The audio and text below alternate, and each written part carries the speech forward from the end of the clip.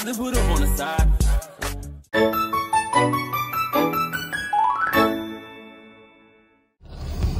Hi guys. Zoom. Kita orang dah sampai dekat kedai Super Langkawi. Tengok ni. Okay guys, sekarang ni kita akan buat. Kita orang akan buat apa ni?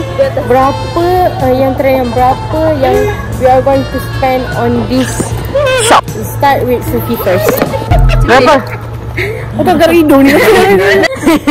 Kau berapa? Rasanya 100. Engkau berapa? Engkau tepi lah. Macam ni. Okey, saya bercadang nak habiskan 50. Saya sini lah bodoh kau ni. Cepatlah. Saya 100. 100. Engkau pula. Cepat 30. Satu cepat rasa. 30. Okey. Saya rasa saya akan habiskan RM50 je. Mari kita masuk guys.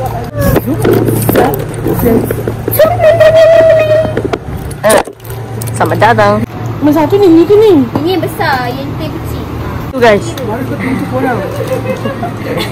Kenapa anda tak ada cuci kat sini?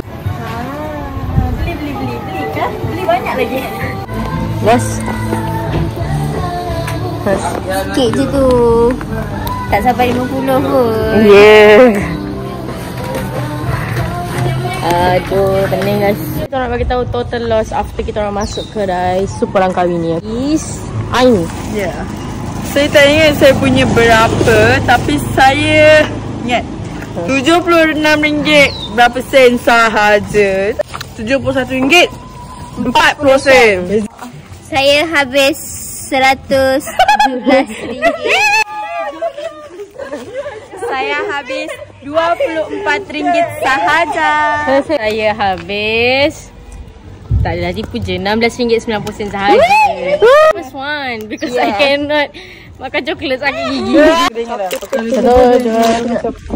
Zip zap chop pipi. Okay, sekarang kita orang dekat pasar Rata Panjang. Korang tengok guys, berapa banyaknya gerai-gerai.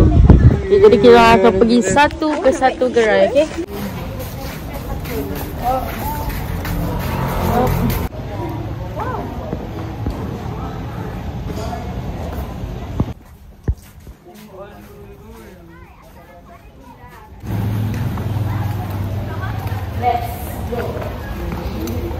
Moi. Tu. Dilarang mencerobot. Kami sekarang ada di Medan Selera Rata Panjang. Medan Selera Rantau Panjang. Kita orang penat dah berjalan pakai kaki yang baru beli. Guys, dia baru beli slipper, nak tengok tak?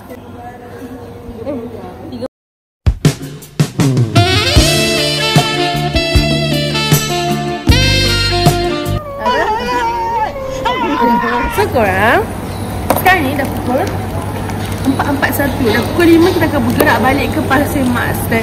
Nantikan di video seterusnya.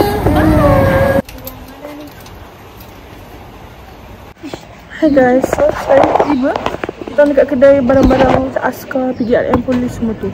Yang ni design ni RM20. Oh, ini design 20. Cute ke guys? Comel ke betul ke? Comel lah Riza. Jom beli. Jom. Okay guys, kami akan beli ni. Kita akan pakai terus. Pakai terus. Kau bawa sikit boleh?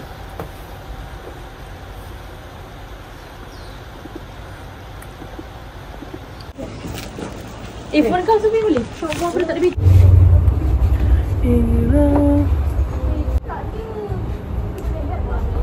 Benda boleh tukar, belum bayar lagi. Saya cikgu yang dekat Padang yang kamu cepat. Korang ni.